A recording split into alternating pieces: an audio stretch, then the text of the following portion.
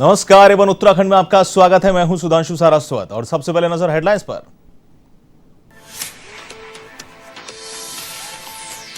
उत्तराखंड के मुख्यमंत्री पुष्कर सिंह धामी का बुधवार को नैनीताल दौरा। जिलाधिकारी ने पंथ पार्क का किया निरीक्षण। कई योजनाओं का शिलान्यास और लोकार्पण का कार्यक्रम।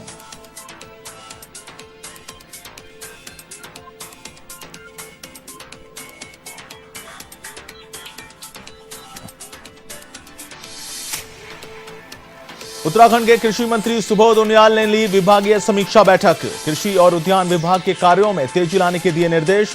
इससे संबंधित अधिनियम, अध्यादेश और सेवा नियमावली पर होमवर्क करने की चर्चा।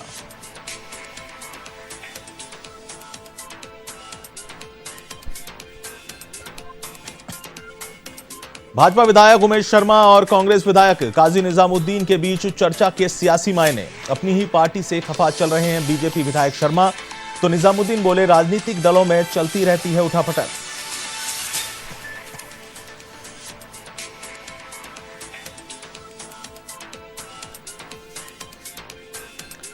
ऋषिकेश में भी पेड़ बचाने के लिए उतरे लोग। बुजुर्गों ने चिपको आंदोलन की तर्ज पर पेड़ों से चिपक कर जताया विरोध। नेशनल हाईवे बनाने के लिए काटे जा रहे हैं पेड़।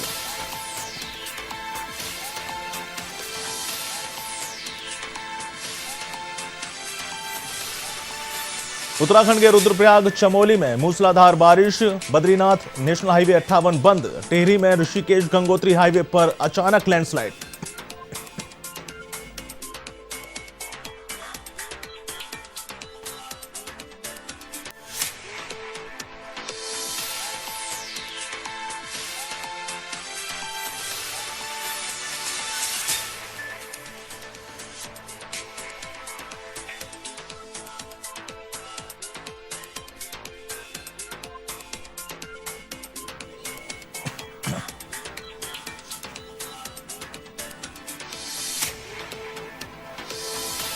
और अब खबरें विस्तार से।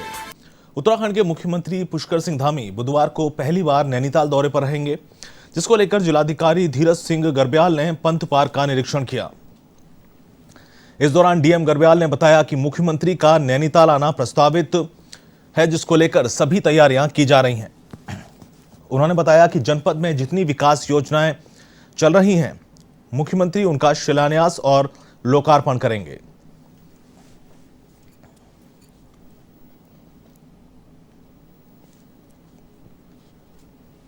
सोच रखा हम लोगों ने कि पर्यटन के दृष्टिकोण से नैनीताल नगर को हम एक पारंपरिक शैली में इनके मार्केट्स का विकास करेंगे और साथ ही साथ जितने भी योजनाएं हमारी हैं जनपद में चल रही हैं उनके शिलान्यास और लोकार्पण का कार्यक्रम है। ये लगभग 100 करोड़ की धनराशि या उसकी लागत की जितनी भी योजना है उसका शिलान्यास होगा और लोकार्पण होगा।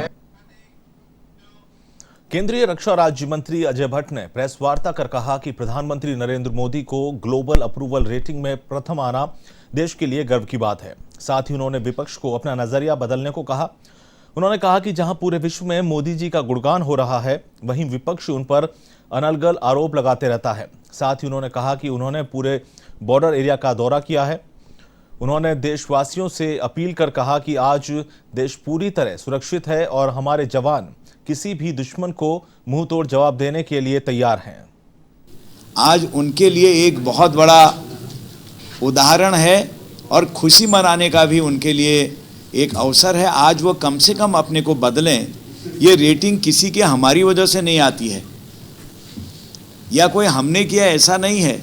ये विश्व के नेताओं के बीच में जो एक किस्म से ये मानिए कि प्रतिस्पर्धा तो हम नहीं कह सकते हैं, उनको जो रेटिंग मिलती रहती है उसमें भारत के प्रधानमंत्री नंबर 1 पर आए ग्लोबल अप्रूवल रेटिंग में। ये हमारे लिए बहुत ही खुशी की बात है और हमारे विपक्ष के लिए भी खुशी की बात है। कम से कम आज तो उनको खुश होना चाहिए और बधाई देनी चाहिए।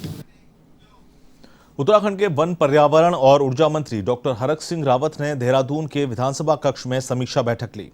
इस दौरान देवप्रयाग विधायक विनोद कंडारी और श्रीनगर जल विद्युत परियोजना की कार्यदायी संस्था जीवीके कंपनी के प्रतिनिधि मौजूद रहे। बैठक में ग्रामीणों की समस्याओं के निराकरण पर चर्चा की गई। साथ ही कंपनी से निकाले गए 90 कार्मिकों को पुनः समायोजित करने और वन टाइम सेटलमेंट के लिए कमेटी का गठन करने के निर्देश दिए। यह कमेटी 15 दिनों में इससे संबंधित समस्याओं के समाधान के लिए ठोस प्रस्ताव देगी।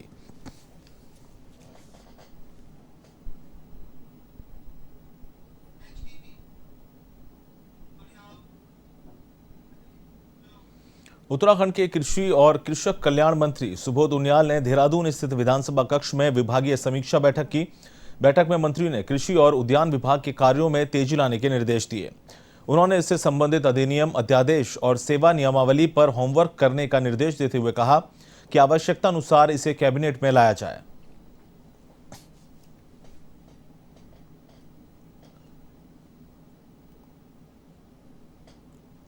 कई योजनाएं ऐसी हैं जो अभी पाइपलाइन में पड़ी हैं और काफ़ी समय से पड़ी थी, तो उन पर गति ला करके 15 दिन का समय अधिकतम दिया गया कि 15 दिन के अंदर जिसमें जिसको मंत्रिमंडल के समझ जाना है मंत्रिमंडल के समझ जाए और जिस पर शासनादेश जारी होना उसका 15 दिन के अंदर शासनादेश जारी हो जाए। मतलब हम लोगों ने काफ़ी पहले यहाँ पर निर्णय लिया था कि जो हमारे 93 गार्डन्स हैं उसमें कैटेगराइज करके एक कैटेगरी के गार्डन्स को डिपार्टमेंटल बोर्ड में और बाकी कैटेगरीज को हम लीज में देने का काम करेंगे, क्योंकि हमारे 93 के 93 गार्डन जो हैं कहीं ना कहीं पूरी बहुत दुर्दशा उनकी हो रही थी और ऐसी स्थिति में इसको मंत्रिमंडल का समझ जाना था तो अभी तक नहीं हो पाया। तो आज ये निर्णय लिया गया कि इसको अगली कैबिनेट बैठक में हर हालत पे इस प्रस्ताव को कैबिनेट में ले आया जाए। बेरोजगार युवाओं को आउटसोर्स के जरिए नौकरी देने के सरकार के दावे हवा हवाई साबित हो रहे हैं। जिन युवाओं को आउटसोर्स के जरिए नौकरियां दी गई हैं उन युवाओं को महीनों से सैलरी नहीं मिली है।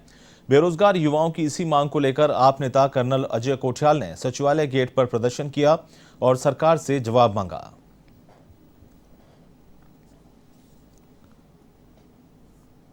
बाल आयोग में नौकरी मिल सकती है तो मैं कहता हूं कि बाकी जो युवा फालतू बैठे हुए हैं इनको क्यों नहीं कंसिडर करा जाता। प्रॉब्लम यह है इनके पास बेचारों के पैसे नहीं है। जिस ट्रस्ट को पैसे हमने जमा कराए और जिस कंपनी ने हमको नौकरी दी है, मतलब आउटसोर्स जिसको कर रखा है बाल आयोग ने, उसका नाम है ए स्क्वायर का मालिक और ट्रस्ट का मालिक दोनों एक ही आदमी है। ये ऐसे केस बड़े ओपन है यहाँ पे। अगर केस ओपन है और उसके बाद भी अगर इस तरीके का चलेगा तो फिर गवर्नेंस तो टोटल फेल हो गई। मैं एक तो अपनी तरफ से मतलब इस सरकार को बहुत बहुत धन्यवाद बोलना चाहता हूँ कि मेरे को नौकरी दी, लेकिन दूसरी तरफ मेरे को दुख भी तो होता है कि इतने सारे मोटिवेटेड यूथ हैं यहाँ पे, इतने सारा यहाँ पे जोश मशीन है, इतने सारी जो एनर्जी है ना, जिसको कि हम बोलते हैं कि ये बनने चाहिए कलाम साहब, दाऊद इब्राहिम नहीं बनने चाहिए। सरकार अगर ऐसे करेगी और एक्सेप्ट ही नहीं करेगी चीज़ को तो फिर तो यहाँ तो बीजेपी विधायक उमेश शर्मा काऊ के बीजेपी के अंदर विवाद मामले में नेता प्रतिपक्ष प्रीतम सिंह ने बड़ा बयान दिया है। उन्होंने कहा कि राजनीतिक पार्टी के दरवाजे कभी बंद नहीं होते। कोई कांग्रेस में अगर आना चाहता है तो उचित समय आने पर केंद्रीय नेतृत्व द्वारा उचित फैसला लिया जाएगा। साथ ही प्रीतम सिंह ने यह भी कहा कि समय समय पर विधानसभा के साथी होने के नाते उनकी सभी से बातचीत होती रहती है।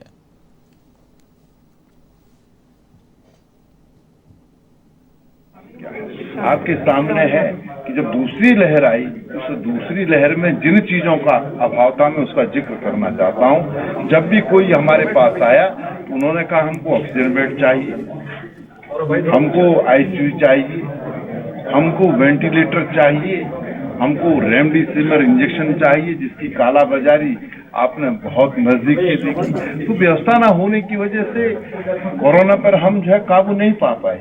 और अब तीसरी लहर की बात हो रही है तो हमने सरकार को आगाह किया है कि तीसरी लहर के लिए सरकार समुचित तैयारी करे, क्योंकि तीसरी लहर में जो विशेषज्ञों ने कहा है कि जद में जो है छोटे बच्चे आएंगे तो सरकार को समुचित व्यवस्थाएं।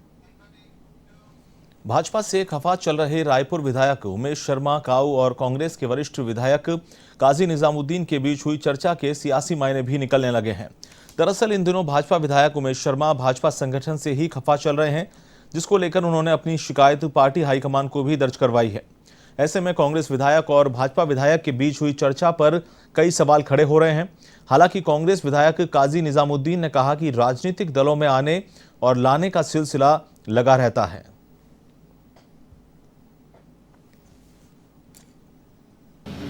तो और रहा सवाल इसका कि उनके साथ क्या हुआ, ये तो जिन्होंने उन्हें अपने साथ रख रखा है, इसका जवाब तो उनको देना चाहिए। आप अपने विधायक के साथ अगर सही बर्ताव नहीं करेंगे, जिसको जनता ने चुनकर भेजा है, तो ये तो आपकी कार्यशैली, भारतीय जनता पार्टी की कार्यशैली और भारतीय जनता पार्टी की नीतियों पर एक प्रश्न चिन्ह उठता है। स्वास्थ्य विभाग की चर्चाएं हो रही थी, तो हम लोग उस पर आपस में डिस्कशन कर रहे थे। मेरे इधर स्वास्थ्य विभाग के अधिकारी भी थे, मुन्ना सिंह चौहान जी भी थे। तो ऐसी अभी राजनीतिक कोई बात नहीं हुई, लेकिन राजनीति में दरवाजे और हर जगह खुले होते हैं। यहाँ से अपनी बात कहना ये हमारा कर्तव्य भी है। जो पीड़ा थी अपनी लगभग 5 साल से, वो सारी पीड़ा, और मुझे बहुत अच्छा लगा, मतलब जो जिन व्यक्तियों से 10 मिनट भी मिलना बहुत मुश्किल है, उनसे 1-1 घंटा उन्होंने मेरी पूरी बात सुनी और न्याय देने की बात की। मेरे परिवार का मामला है, परिवार उस पर जो भी निर्णय करे। हमने तो कहा कि हमारे साथ 5 साल से ये परिस्थितियाँ चल रही हैं। नवनियुक्त डीआईजी डॉक्टर नीलेश आनंद ने कुमाऊन परिक्षेत्र नैनीताल का आईजी कार्यालय में पदभार ग्रहण किया। इस दौरान उन्होंने पत्रकार वार्ता कर बताया कि कुमाऊन के क्षेत्र में लगातार फैल रहे नशे के कारोबार को कम करने के लिए नशे के बड़े सौदागरों को लेकर टीम बनाई जाएगी।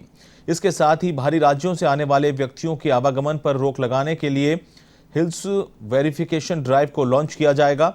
वहीं बताया कि पब्लिक के लिए पब्लिक आई ऐप का 9 सितंबर को मुख्यमंत्री द्वारा आईजी कार्यालय में उद्घाटन किया जाएगा।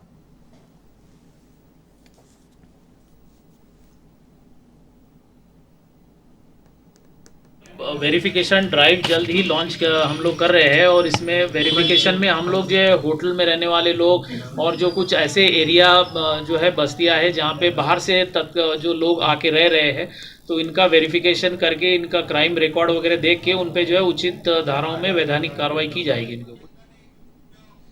विभिन्न समस्याओं को सुनने के लिए देहरादून के डीएम और राजेश कुमार ऋषिकेश पहुंचे।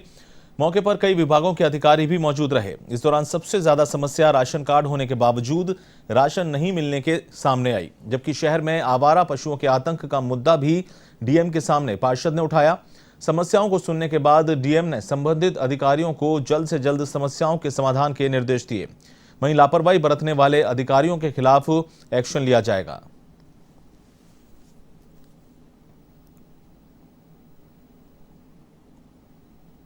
लगभग 53 कंप्लेंट्स अभी फिलहाल विभिन्न विभागों से संबंधित है।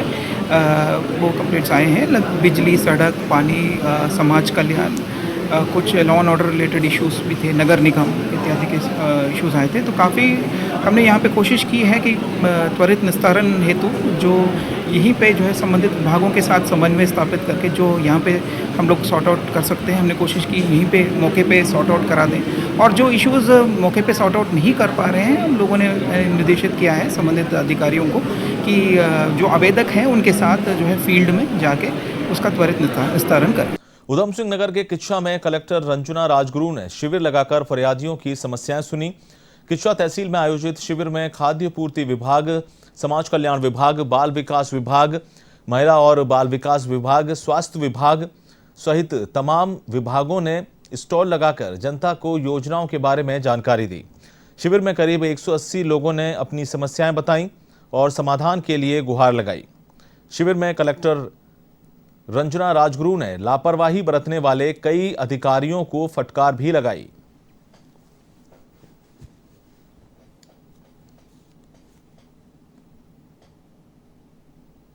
मैंने ग्राम सभा बकपुर की समस्याओं को लेकर मैंने डीएम साहब को, मैडम को शिकायत पत्र दिया, जिसमें एक तो रास्ते का था, जिसमें सिंचाई विभाग की नहर के बगल में एक रास्ता, उस पर तमाम लोगों ने अतिक्रमण कर रखा है, जिसको काफ़ी अरसे से इन लोगों ने खुलवाने का प्रयास नहीं किया। मैं कई बार एप्लीकेशन दे चुका था, और एक रास्ता और जो जनहित में खुलना चाहिए था उसको दी है, और जो शमशान घाट की भूमि है वहाँ उस भूमि की पैमाइश करा करके उस भूमि को शमशान घाट की भूमि को शमशान घाट के नाम दर्ज कराने के लिए 3-4 शमशान घाट है, जिसमें एक भगवानपुर है, एक बकपुर है। Ward number 7 Indian gas agency road Kichha में रहता हूँ।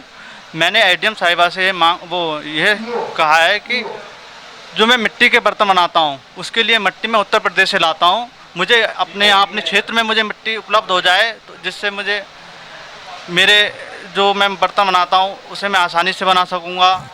और उसे डीएम मैडम ने जिला अधिकारी से कहा है कि आप एडीएम अधिकारी से कहा है कि इन्हें मिट्टी के लिए तालाब उपलब्ध कराया जाए। सितारगंज में कोरोना वैक्सीनेशन का महाअभियान जारी है। लोग बेझिझक वैक्सीनेशन सेंटर पहुंच रहे हैं और वैक्सीन भी लगवा रहे हैं।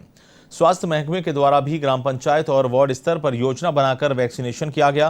प्रदेश में केंद्र सरकार से लगातार कोविड वैक्सीन उपलब्ध होने से वर्तमान में राज्य के पास 6,76,000 टीकों का स्टॉक है। भरपूर मात्रा में स्टॉक होने के कारण उत्तराखंड में हो रहे वैक्सीनेशन महाअभियान का सीधे आम जनता को फायदा मिल रहा है। सुधार केंद्र में तैनात अभिलाष पांडे ने बताया कि वैक्सीन की कोई कमी नहीं है। केंद्र सरकार की ओर से लगातार राज्य को वैक्सीन उपलब्ध करवाई जा रही है।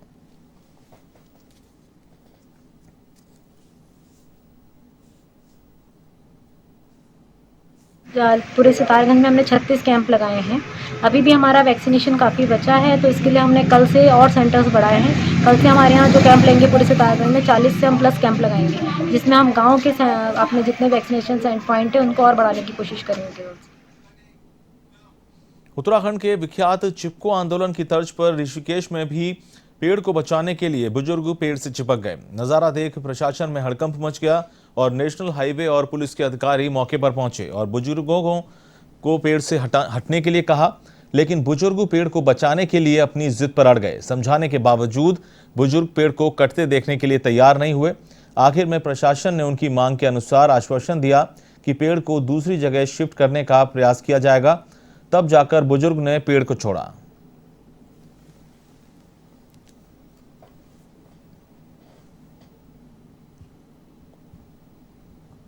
देखा मैंने पंजाब सिंह क्षेत्र इंटर कॉलेज के बराबर में पेड़ कट चुका था और जिस पेड़ के पास मैं बैठा हूँ ये रस्से लेकर के यहाँ मजदूर बैठे हुए थे। तो मैंने इनसे निवेदन किया, मैंने कहा भाई साहब आ जाए, एक दिन के लिए आप रुक सकते हैं। पहले तो मैं नगर निगम गया, वहाँ कोई अधिकारी नहीं मिला। मुझे बताया गया कोई बैठक चल रही है। मेयर को मैंने फ़ोन किया, उन्होंने होल्ड पर डाल दिया। एसडीएम को मैंने फ़ोन किया, लग नहीं पा रहा था। किसी को भी फ़ोन करें कि पता लगा सारे लोग डीएम आए हुए हैं, उस मीटिंग में बैठे हैं। तो मैं यहाँ आया, मैंने इनसे निवेदन किया, मैंने कहा भाई साहब आपके अंदर भी आत्मा है, हमारा ही पानी है और वो पानी में ऑक्सीजन है, अगर वो निकल गई तो फट जाएगा हमारा शरीर।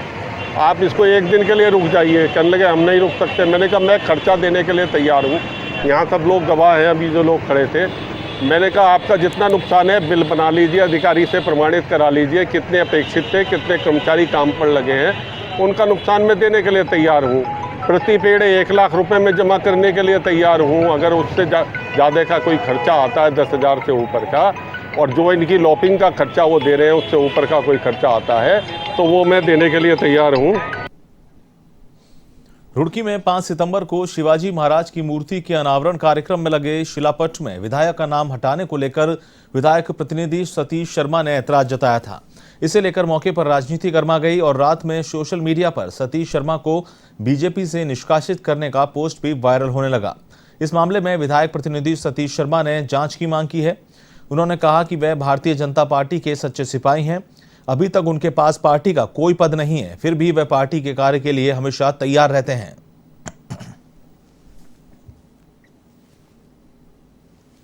मुझे फेसबुक के माध्यम से पता चला है कि मुझे पार्टी से निष्कासित कर दिया गया, लेकिन इसके बारे में मुझे जिला कार्यालय से या प्रदेश कार्यालय से इस बारे में कोई सूचना अभी तक प्राप्त नहीं हुई है। नहीं, देखिए, तो मैं अपनी पार्टी से बात करूंगा कि इस तरह की पोस्ट जो डाली गई इसका सच क्या है।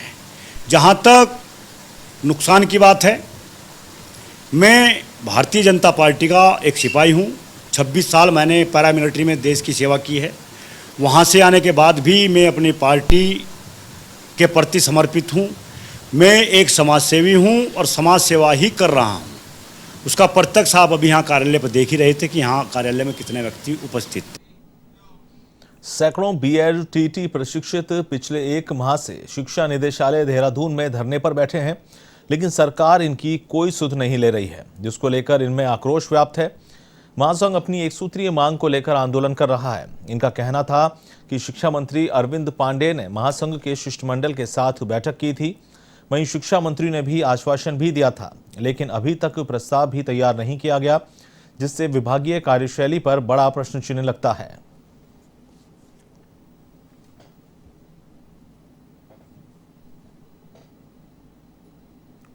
हम लोगों का यहाँ पे विगत 4 महीने से जो धरना चल रहा है उसका हमें कहीं से सकारात्मक परिणाम नहीं मिल रहा। माननीय शिक्षा मंत्री जी से हमारी वार्ता हुई है जो सफल रही है और माननीय शिक्षा मंत्री जी ने शिक्षा विभाग को निर्देशित किया है कि वे जल्द से जल्द समस्त रिक्त पदों को इस भर्ती में जोड़ने की कृपा करेंगे। लेकिन कहीं ना कहीं हमारा जो शिक्षा विभाग है वो इसमें कहीं ना कहीं ढिलाई बरत रहा है, जिसका हमें बहुत रोष है। हम रोज़ यहाँ पे बैठे हैं और आप संख्या देख सकते हैं, यहाँ पे कम से कम आज 200 लोग यहाँ पे थे और धीरे धीरे संख्या बढ़ती जाएगी। कहीं ऐसा ना हो कि उत्तराखंड का जो हमारा ये शिक्षा निदेशालय है कि यहाँ पे जितने भी हम BEd TT बेरोजगार भाई बहन हैं इसी से बढ़ जाए और प्रदेश ये देखता रह जाए कि हकीकत में यहाँ पे चल क्या रहा है।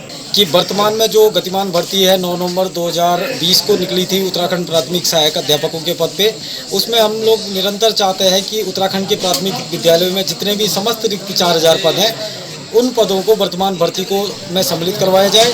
और इसके संबंध में हमारी 2 सितंबर को माननीय शिक्षा मंत्री जी से यहाँ पे वार्ता हुई थी, जबकि वार्ता में माननीय निदेशक महोदय भी यहाँ पे उपस्थित थे। तो माननीय शिक्षा मंत्री जी ने स्पष्ट निर्देशित किया है निदेशालय को कि आप लोग 2022 तक के पदों को वर्तमान में भर्ती में सम्मिलित करवाने के लिए यहाँ पे प्रोसेस जारी रखें। लेकिन अभी तक भी ये शासनादेश अभी जारी नहीं हुआ है। फिलहाल A1 उत्तराखंड में इतना ही। मुझे दीजिए इजाजत। नमस्कार।